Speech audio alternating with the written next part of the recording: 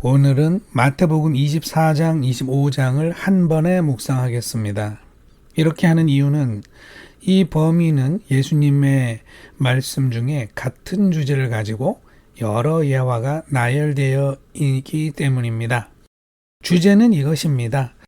환난과 심판의 때가 온다. 반드시 온다. 큰 심판 오는데 그때를 대비하여 깨어 있으라. 그리고 그 깨어있음이 무슨 의미인지를 여러 가지 예화로 말씀해 주셨습니다. 환난의 때가 오고 예수님이 다시 오신다는 말씀을 생각해 봅시다. 역사적으로 여러 사람들이 나타나서 인류의 종말을 예언하였습니다. 종말을 주장하는 신흥 종교도 신학 사상도 여럿 일어났습니다. 그러나 그들의 예언과 사상은 한때의 에피소드로 지나갔고 여전히 인류는 건재하고 있고 역사는 지금도 진행되고 있습니다. 사실 그날이 언제 올지 아는 사람은 아무도 없습니다. 분명히 하나님 아버지께서만 알 수 있다고 예수님께서 말씀하셨습니다. 그리고 그때는 예고도 없이 도적같이 임한다고 말씀하셨습니다. 예수님이 이 땅을 떠나신 지 벌써 2000년이 넘었습니다. 의문이 듭니다. 무려 2000년 동안이나 주님이 언제 오실지 모른다는 긴장으로 깨어 있어야 했다는 말인가? 깨어 있다고 하는 것이 물론 좋지 않은 일은 아니지만 만일 2000년을 죽지 않고 기다릴 수 있는 존재가 있었다면 충분히 항변할 수 있는 일 아니겠습니까? 그런데 인간의 역사를 들여다보면 세상이 멸망하는 것과 같은 환난을 겪은 세대가 매우 많았습니다. 예수님이 종말을 예언하시던 고대에도, 그리고 예수님이 이 땅에 오시기 훨씬 이전의 역사 속에도, 그리고 지난 2000년의 역사 속에서 무수한 종말적 환난이 닥쳐왔습니다.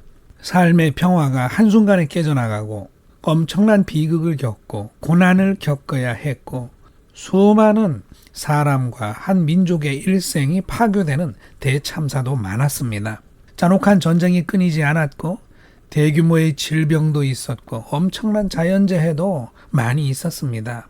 예수님이 말씀하시는 종말은 인류 전체의 목숨이 한순간에 사라지는 지구 대폭발 같은 그런 재앙을 말씀하시는 것이 아닙니다.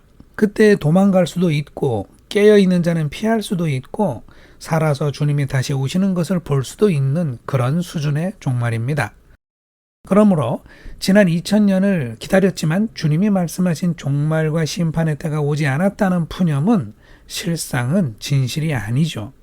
오히려 무수한 종말과 심판이 있어 왔다고 말하는 편이 더 낫습니다.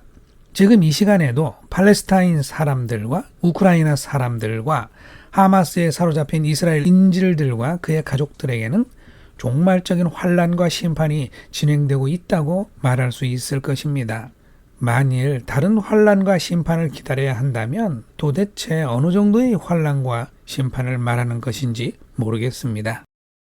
예수님이 예루살렘 성전을 바라보며 눈물을 흘리시던 그 환난의 예언은 예수님이 부활 승천하신 후에 서기 70년이 되면 로마의 한 장군이 와서 그것을 역사적인 사실로 만들어 버립니다. 그러므로 예수님의 종말 예언에 대하여 그 신빙성을 의심한다는 것은 있을 수 없는 일입니다. 그러므로 예수님의 종말과 심판 예언을 믿고 이 말씀과 더불어 제자들에게 하신 권면의 말씀을 귀담아 들어야 하는 것입니다. 예수님은 언제 올지 모르는 그때를 대비하여 항상 깨어 있으라고 하셨습니다. 깨어 있다고 하는 것은 무슨 뜻일까요? 오늘날 우리 각자에게 주어진 선한 과업을 성실하게 수행하면서 게으르지 않고 최선의 삶을 살아가는 것을 말합니다. 그것이 달란트 비유에 담긴 하나님의 뜻입니다. 달란트를 사용하여 성실히 일하는 사람에게는 반드시 열매가 있긴 마련입니다. 또한 가난한 자와 붙들린 자와 배고픈 자와 헐벗은 자, 어린 자, 과부를 헌신적으로 돌보는 것입니다. 그것이 이웃사랑을 실천하는 길입니다. 또한 예수 그리스도 외에 다른 구원의 길이 있다고 따라가지 않는 것입니다. 혼란과 고난의 시기에는 연약해진 사람의 마음을 잡아끄는 유혹이 많은데 그런 곳에 살 길이 없으니까 결코 따라가지 말라는 말씀입니다. 또한 신랑을 기다리다가 지쳐 잠드는 5 처녀와 같은 신세가 될 수도 있으니까 절대 아니란 생각 품지 말고 항상 깨어 있으라고 하셨습니다. 이렇게 하는 사람은 종말적인 환란이 닥쳐올 때 지옥 형벌의 심판을 받지 아니하고 의인으로 판정받고 영원한 생명을 얻는다고 말씀하셨습니다. 정리해 봅시다. 예수님이 종말을 예언하셨습니다. 환란은 반드시 옵니다. 이미 많이 왔습니다. 지금도 일부분은 진행 중입니다. 언제 우리 개인에게도 닥칠지 알 수 없습니다. 그러므로 항상 깨어 있어야 합니다.